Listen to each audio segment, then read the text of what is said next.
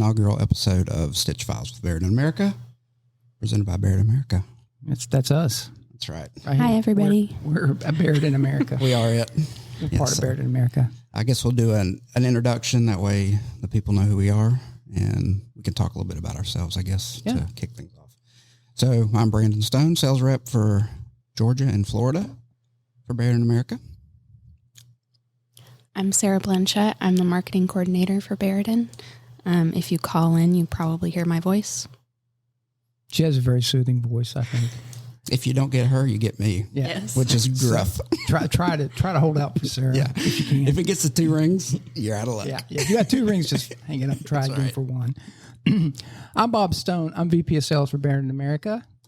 And we thank you guys for joining us. Yeah, this is going to be pretty informal, but we thought it would be a good idea.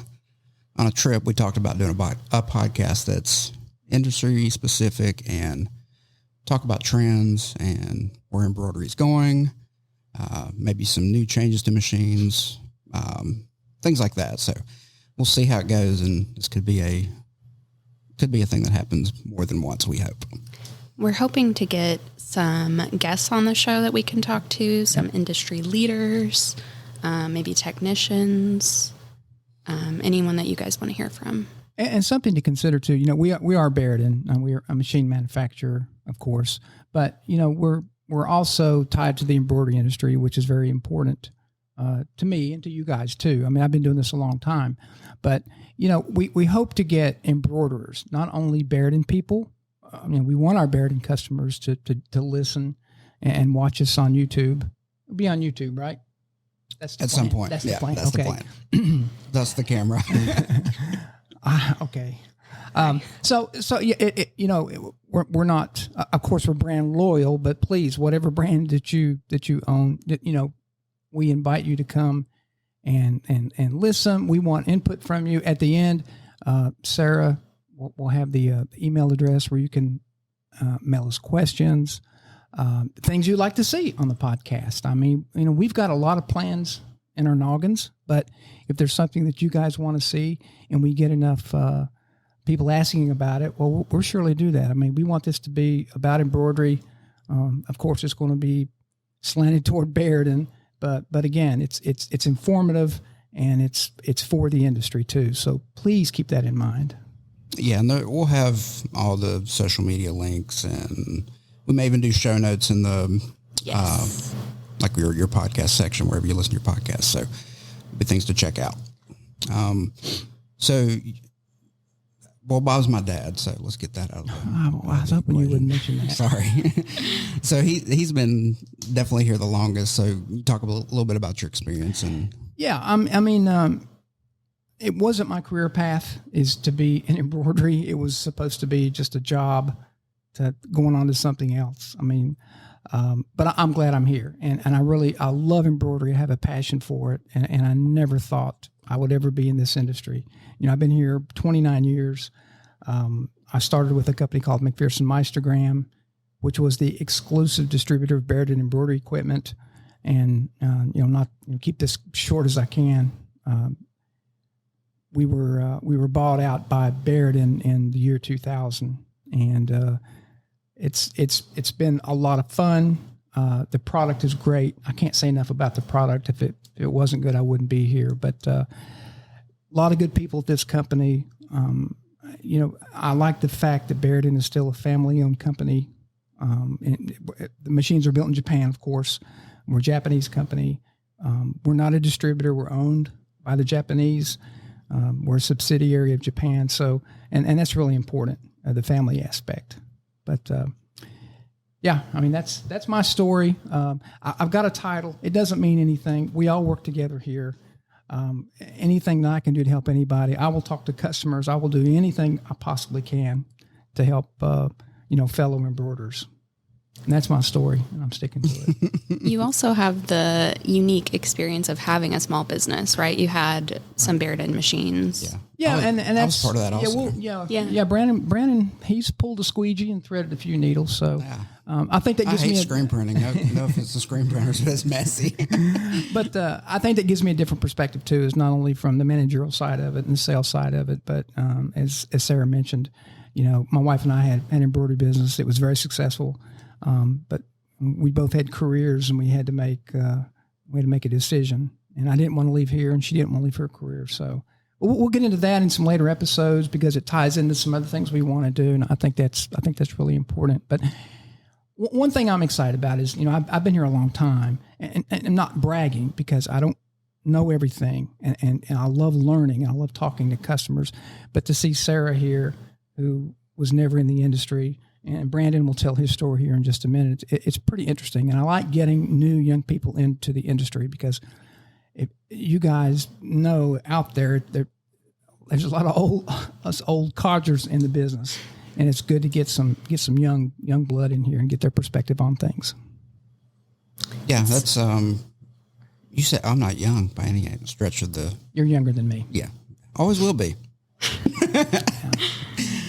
But yeah, so I came from, this was definitely, I don't know, I've always been kind of in the sidelines of embroidery, I guess. So at McPherson, I used to thread the machines for shows. Yeah, when they were, let me interject something here. This was back in the 90s, early 90s. He and his brother, you weren't even driving then, were you? I think your mom brought you over. I've been driving. Well, we had something called the Bobbin Show, and you folks have been around for a while. Remember the Bobbin shows, and they were gigantic down in Atlanta, Georgia. And we would bring 20 head machines, 15 head machines. Every machine that we built, almost, we would bring them to Atlanta for the show. And we had a 5,000 square foot booth, sometimes 6,000 square feet. So we took all this equipment. We usually took about 4 or 5 tractor trailer loads to the Bobbin Show. So I would hire Brandon and his brother Kyle to come over and thread embroidery machines in the summer in the old DC in Greensboro. No air conditioning. And I remember him and his brother were on top of the machines, these big 30-head machines, threading them. And that was your first introduction into embroidery. Yeah. And, I mean, we did that as often as there were shows. We were threading those machines. Every summer they knew they were they had a job. So it was cool. I mean, I enjoyed it. And I don't know if I did enjoy it. I hate threading a machine, especially if you're on the opposite side of an air can when you're spraying thread through. Yeah, I think it's pretty satisfying. It's not satisfying. I feel like I'm stuck in Spider-Man's web or something. But yeah, so I worked in healthcare for, let me think, 15, 16 years, and was very down and out and just wanted something different. And Dad's always like, if something happens, maybe you have a place there. And I was like, okay, had it in the back of my head, and, an opportunity arose, and I was like, that's what I want to do. And it's definitely different than anything I've ever done. And I have loved it. Like, I really do. I don't dread a day coming to work. I can't say that for probably the first 2 years in healthcare I loved, and then it was like downhill from there. But yeah, it's been great, man. My favorite thing is meeting customers and getting to travel to different people's shops. I just talked to a guy on the phone. I'm hoping to go see him in a couple of weeks. And I like to see people's stories and hear, why did you get into embroidery? How's your business grown? And it's like a family. I mean, it really is. Barudan's kind of like an extended family. And you see people that have bought machines, come back and buy machines. And, it's, like I said, it's like a tight-knit group almost. And it's a small world. I mean, honestly. Oh, nobody thinks about embroidery. I mean, we all have it. Mm-hmm. But Sarah, I mean, when you came here for your interview, and I mean, you knew what embroidery was, but I know you were kind of blown away when you came in and saw these machines here in the showroom, and most people are. I was. Yeah. When I came to McPherson Meistergram, I was in the marketing department too. That's where I started, but I was actually proofreading, copy editing, and copywriting the literature for the machines. And I didn't know what these things were. They fascinated me. And I got to know the lady that I was working through another company. I had a full-time job. I was moonlighting doing this. And the lady that got me the copy editing job said they wanted to hire someone full time. So I'm like, yeah, whatever. I wasn't happy where I was. You know what I was? I'm not going to mention. Yeah, I know what you did. It was a different industry, but it was advertising, marketing. But I interviewed and I saw all these machines, and I'm like, yeah, whatever. I'll give it a shot. You know, honestly, I didn't think I would stay. I thought I would be a famous writer, and that didn't work out. Famous sports writer. Yeah, yeah. I did that for a while. I was a newspaper reporter for a while, but yeah, it's not like they play it on TV. No, it's not a glorious job. Yeah. How many locker rooms you been in? Yeah, we don't want to talk about that. So here's my job on the podcast. I'll take it off the rails. Yeah, we got to ring here. Yeah, we do have to. But Sarah, you've got an interesting story too, and it's been really cool to have you here and see how you've kind of jumped. How do I want to say this? You've kind of embraced embroidery too, I think. Yeah. It wasn't your career path, right? It really was not my career path. She was going to be a doctor. It's been really interesting. I started at an interesting time. I had about 4 shows in 2019 when I started, and then 2020 kind of changed everything. What happened? You know, you were there. Got a little weird there. Actually went into a medically induced coma. So yeah, now I feel like we're getting back on track a little bit, and getting back to shows here soon and seeing people again. But one of the things that I wanted to do that I think we have all been doing is being more active on social media. We have an Instagram now if you don't follow us. Yeah, shout that out right quick. It's Barudan America on Instagram and Facebook. Yeah. But yeah, it's been nice to see people, what they're making, sharing their stories, sharing, you know, all the things that they're doing. It's been really fun. Yeah, it is cool. Like I no longer have the IG, but when I did, like seeing people's, like when you would like repost stories. Yeah. I love to see that stuff. Me It's like too. so I do cool. too, and I'm not a social media dude. I'm too old for that stuff. But I do have an Instagram account, and Do not shout yours out. to have Sarah here, you know, posting stuff, and even my wife, she's like, "Man, you know, you guys are putting some stuff out there." I said, "Well, it ain't you guys, it's Sarah," and you're doing some stuff on LinkedIn too. And Brandon is on LinkedIn. That's the only thing I'm on anymore. I feel like it's the most, what do I want to say, anarchist way to be on social media. Okay. Do explain. I don't know what I'm saying. I'm not anti-social media. It's just I got bombarded with it. I found myself spending way more time than I wanted to be. Yeah. So LinkedIn's it's just, I don't know what it is. We do have a LinkedIn. Yeah, well, do you have a link? Are you on LinkedIn? I'm not on LinkedIn. Yeah, it's kind of, I don't know. I've got mixed feelings about it. I'm not knocking it. It just, everybody told me I need to be on LinkedIn. That's what I did. College professors said it, and I was like, I don't. It's like, okay, I'm on it. And now I got people. It's actually cool. It's like.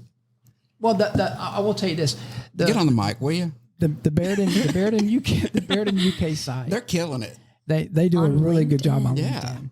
And there are several people on there that I can't think of right now, but I like seeing their stuff. And that, to me, is worth being on there. That and Instagram, too. So yeah, it's cool. I mean, does LinkedIn have like a feed of? Yes, and they do stories now. Oh my gosh! It's getting to be like Facebook No, for executives. Like Facebook used to be. yeah. There you go. It's not. It's like MySpace. It's like MySpace. You can actually put glitter font, and whenever you go on your page, Britney Spears' "Hit Me, Baby, One More Time" comes on. I gotta get it on. LinkedIn. No, but I mean, you do need a presence on social media some way, I guess. I mean, I met some customers through LinkedIn and Instagram too, so I'm not anti. Yeah, I am. Kind of. No, it just. There are pros and cons. Just Yeah. like There is. You have to do It's easy it. to get sucked in. Yeah, spend but a you lot of have to. time If there. you want to Yeah, be viable, you will be buried alive if you're not trying to put out some kind of content. And as contrary it is to every thread of my being, it's what you have to do, which is kind of why we're doing this. Like honestly, I mean, Plus, podcasts are great. You got to think. Most people either have a pretty good commute to work, or if you're an operator, you're probably listening to the music or podcasts. I mean, that was my life when I worked in healthcare. I was on the road all the time, and podcasts were the go-to. And it's like a conversation. And when you're driving, it's almost like you forget that you're where you're going. I do that anyway. You end up somewhere. I can do that even with the GPS. I can forget. It's like you're in a conversation, but you're not. It's like if you're, standing over against a wall and listening to people talk. It's just interesting. It's different than music, I'll say. So that's my 2 cents on it. And just let me mention this too. The name of the podcast is StitchPhiles, like PHI. I did the name. Did you explain it? We didn't explain it. Okay. I introed it. Yeah, StitchPhiles, like audio file. Mm-hmm. I'll leave it at that. But you think. Like an enthusiast of. Yeah, of embroidery. Stitches. PHIL is Greek. Is a Greek root for enthusiast of. Thank you. Thank you, Professor. I don't know that it is. It is. But your files that you load into your machine are Yes. Stitch files. Yes, exactly. So kind of play on words. Exactly. So remember that. Well, we're having a contest later today, probably about the logo. So whenever you see this on YouTube, you'll see the logo. Oh yeah, it'll all be done. So it's got to be done. We have some pretty good talent here at this table, minus me. So we'll have a nice logo. A couple topics we want to go over. We're going to keep this first podcast relatively short. I don't know where we are time-wise. It doesn't really matter. But again, this was just introductory, getting to know us, and we want to get to know you. So something I want to mention, we've got this worldwide shipping problem still going on. Barudan, Japan is still building machines daily. They're having no issues building machines. Our problem is getting the machines into the States. And as you guys probably know, if you watch the news at all, or if you're on the internet, there's a lot of problems with shipping, boats, containers. It's on and on and on. So you want to read something that we've got here. Just give you a brief synopsis of what. It might help shed some light on, why. Yeah, why it's taking you. Why it's a headache for everybody. If you're listening and you're waiting on your machine, we do apologize. It's really out of our hands. We're doing the best we can do.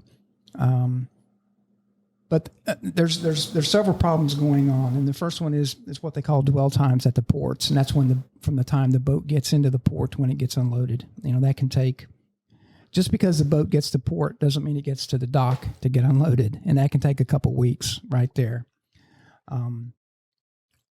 Our machines are shipped out of the port of Nagoya, Japan, and they come to the West Coast, usually the port of LA, sometimes the port of Long Beach, sometimes the port of Tacoma.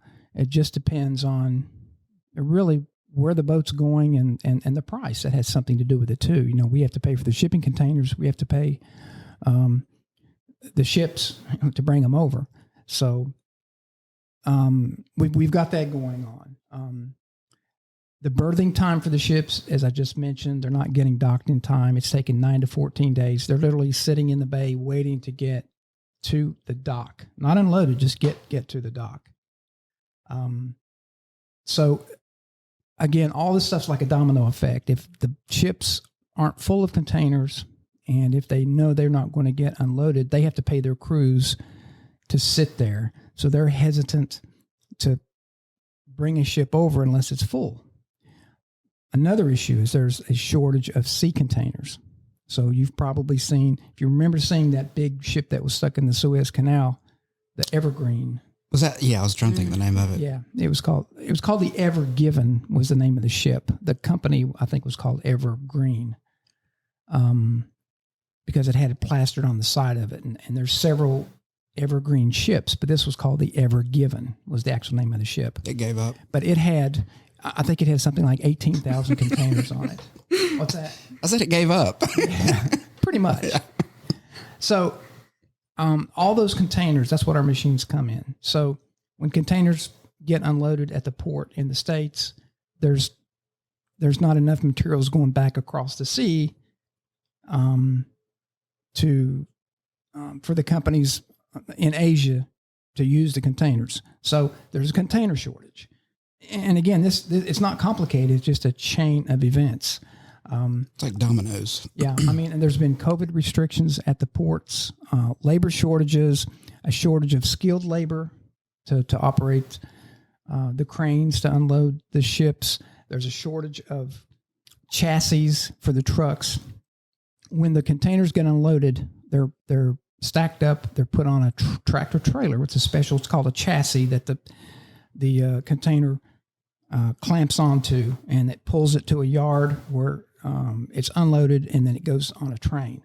So you can see I hate to make this really long, but I'm just trying to give you an idea of why it's taking so long. It's not only affecting embroidery machines, it's affecting everything all around the world. So, yeah. I was at Walmart this morning and they didn't have any toys. Really? I'm not kidding. And I'm not making a joke. It was well, you remember when you could buy a bicycle. We tried to get your mom a bicycle back in the summer, and it was like there wasn't any. Yeah. You know, and you know, COVID, with things hopefully getting better, you know, more people are working. There's more demand for goods, so that means more stuff's clogging the ports. So, I'm usually an optimist about things. I don't know how much longer this is going to last. But anyway, all we ask is please be patient and bear with us. It's affecting everybody, everything that comes from the Pacific Rim, especially, but even Europe and everywhere else. If you can't get a container to ship your goods, that's one issue. If you have a container, then you can't find a ship. That's another issue.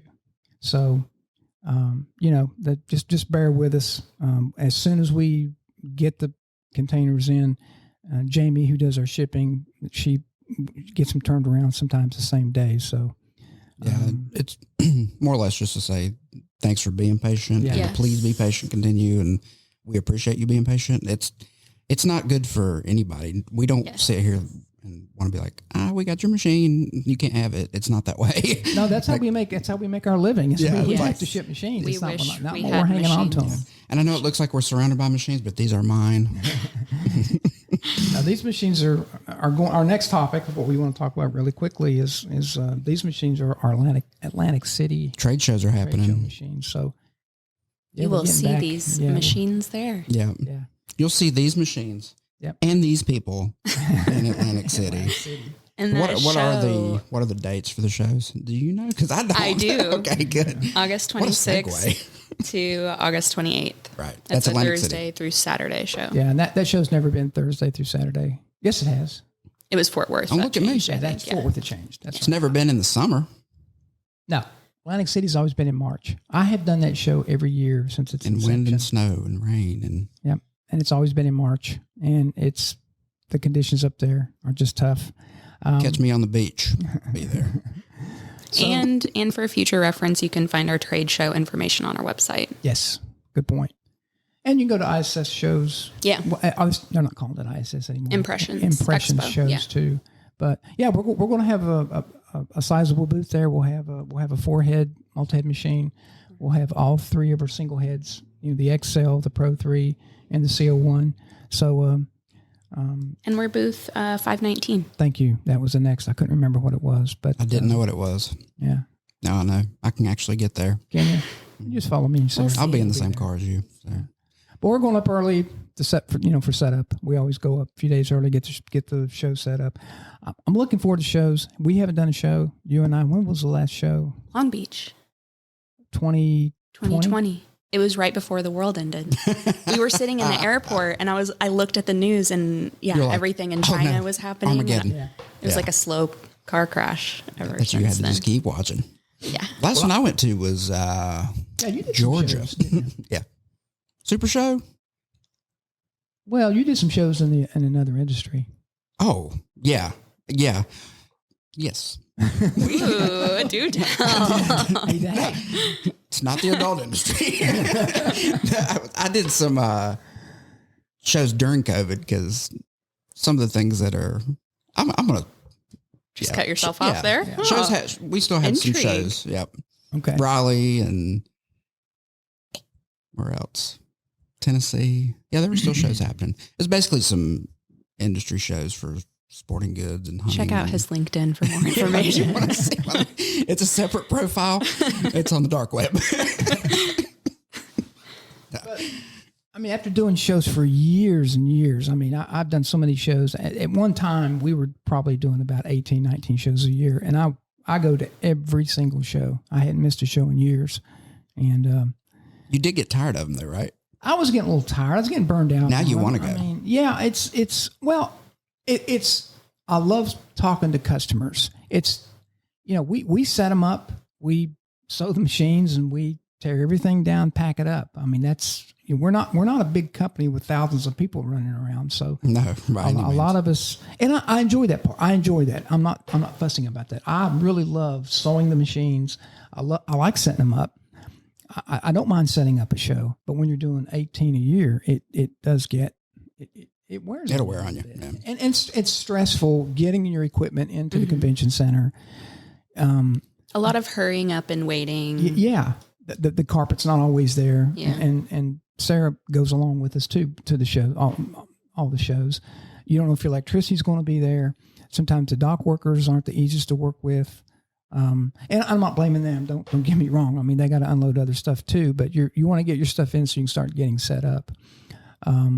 Because it takes us 2.5 days to set up a show and about 2 hours to tear it all down and pack it up. Yeah. And then get it out of there. So that's the stressful part. If I could just walk in and talk to customers and play with the machines, it'd be a lot of fun, but that's not the way it works. But, you got to take the good with the bad. Yeah, but it'll be exciting. I'm looking forward to it. Well, I mean, I was going to ask Sarah. I mean, she's been to Long Beach, that's the biggest show in our industry. Period. I mean, it's always in January. It's always been in January. If there are new products, most companies that's when they kick off their new products. You've had a little bit of a reprieve from shows. I think the last shows are usually in October, so it's nice to go and see all your friends at shows, from other companies. So it's kind of a good start to the year. And there's no show in our industry, that's as busy as the Long Beach show. And we all know that's it's huge.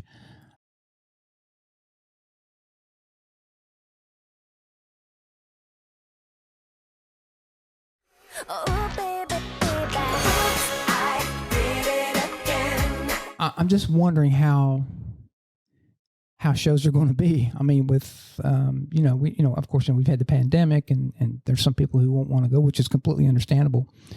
I've got mixed feelings about it. I hope it's good. It's not going to be what it usually is, because if I rate the shows, Long Beach is always the number one. Probably Fort Worth is the second busiest one, and then Atlantic City's third. And those are the three big shows. We always do well at those shows. We sell a lot of equipment from those shows, see a lot of customers. And I guess my point to this is, if you're going to go put a show on, which I am looking forward to, I just hope there'll be a lot of people that come. Well, I know people that I talked on the phone are always asking, when's the next show? Yeah, they've been asking for a while. Yeah, it has been. Yeah, people have been ready to go back to shows, so I think that I think Atlantic City will be good. I hope so. I hope there's a lot of, just to get out and see people and talk to customers and talk about your product. We tried 2 virtual shows. They were horrible. They just, you just can't do it with embroidery machines. People want to see them. So to see a video of it sewing is not the same. Yeah. You need to hear it, which is just as important as seeing it. So I like to show people the automat. I like to let them push buttons if they want to, and you can't do that with a virtual show. So we did 2. We did one in Canada, and we did one in, I can't remember where the other one was, but. Were you in Canada or virtually in Canada? No, I was virtually in Canada. Okay. Yeah. I had a Canadian flag on my desk. Okay. Where were you? In my office. That's what I'm saying. I don't get virtual shows. I don't even see how that can happen. It's like a video call with random people. It's not any good. I had one of the companies interviewed me, which that was kind of cool. Now you're doing it. You're getting interviewed right now. Not really. Oh, cool. I'll never be cool. But just the virtual shows, And look, I feel bad for the show people. Let me put this out there Absolutely. too, because Yes. everybody's been hurt by the pandemic, and I know the show people have been hurt really bad because there hasn't been any public gatherings, so that's been tough. It hasn't hurt our business like I thought it would. We still have a lot of demand for our machines, but I'm just looking forward to getting out there. And I've been traveling a little bit. Brandon's been traveling a little bit to see customers. You've been in your territory. I've been out seeing customers too. Some customers want you to come and see them and some don't. And you have to respect that. But it's what we do. I mean, we sell stuff and the best part of my job is meeting customers and talking about my product and just talking about embroidery and being in shops and seeing what people are doing. Yeah, I agree. And there's a lot of stuff, as this podcast that we're doing, our plans is to have this thing. I know it's just getting started and that's fine. You got to start somewhere, but we got a lot of plans for it. We want it to grow and to not to be popular or anything like that. We just want it to be interactive with customers. A dialogue. Exactly. About our industry and supporting our industry. I don't think anybody's doing that right now. And we want to. And if they are doing it, it's just like the machines. There's room for everybody. Yeah. Everybody has a different perspective on things. I've been around long enough to know I'm not right about everything. None of us are, but I think this will be fun, and I think our customers are really going to enjoy it. I'm so much looking forward to doing this. I agree. Got a ton of ideas. It's just another outlet. I mean, like I said, you don't know. Some people, it'll reach people that you wouldn't expect it to reach, and I've done plenty of these podcasts in different facets, and it's pretty cool when you actually get response back from people like, wow, somebody way over there listened to this. And yeah. Speaking of which, I can shout out the Gmail if you guys want shout to. that out. Shout it on out. Not real loud though, because shout it out. It is barudanstitchfiles@gmail.com, and files is PH. IELS. Yes. IEL. Oh no. I had a stroke. Spell it, Sarah. Barudan StitchPhiles, BARUDANSTITCHPHILES. It was the E that I yes, forgot. It was StitchPhiles. But yeah, if you guys want to send us anything, questions, suggestions, photos, videos, Topics, yes, everything. Yeah. Anything. It's informal, and yeah, we want to have fun. I mean, I clearly will steer this thing right off a cliff. So, yeah, we'll rein you in, boy. We'll get you I need it. Believe me. But yeah. I mean, we want to do this for you guys. I mean, we talked this up. The three of us talked this up, and I think it's something that we've probably needed to do for a while. I've been kind of reluctant with the social media stuff. I need to kind of get on board, but this is fun. I like doing this. I mean, getting to talk to Sarah and Brandon about the industry. But I think we've rattled on too long. Maybe. Yeah. Did we meet all of our? We met our expectations. What next episode? What are we doing? Have we decided yet? No, we got so many topics. Okay. I think what we'll do is after we get this one posted, let's see what we get with our email account. Yeah, and maybe I'll post something on Instagram and have them vote, see what people are interested in. And I'll put it on LinkedIn. Yeah, check out the LinkedIn, everyone. I'll put it on MySpace. Do you have a Tinder profile? It's linked into my MySpace. It's linked into your LinkedIn? Yeah, all right. But well, go ahead. Sorry. God, you interrupted me. You got me off. I'm sorry. No, this will be on YouTube. Also on our Yes. it will be on our YouTube Barudan page. Correct? Yes, the same page. Yeah, we'll probably just make a playlist of them. Yes. Yeah. Okay. Probably a good idea. Yeah. So I don't ever know how. It might eventually be on the website too. Yeah. We'll see how that goes. It's just kind of hard to get in a big file on the website. Yeah. Isn't it? That's the only. We can put a link on. Yeah. How does the internet work? I'm not sure. I don't know. Anybody know? It's affected my haircut. There's clouds. though, I heard there's that. clouds you can put things in. It's weird.